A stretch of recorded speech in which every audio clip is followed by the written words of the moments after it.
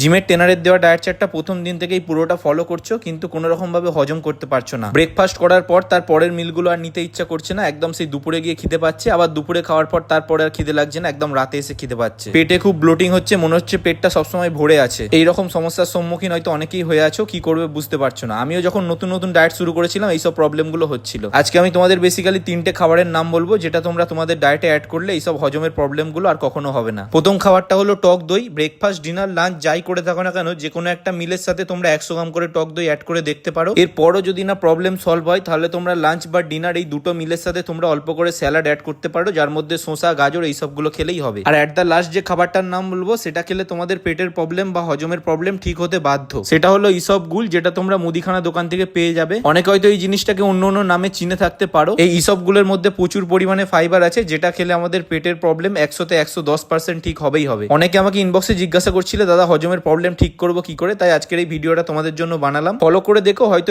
তোমাদের হজমের প্রবলেমটা অনেকটাই সলভ হয়ে যাবে। যাই হোক, ভিডিওটা দেখার জন্য থ্যাংক ইউ সবাইকে।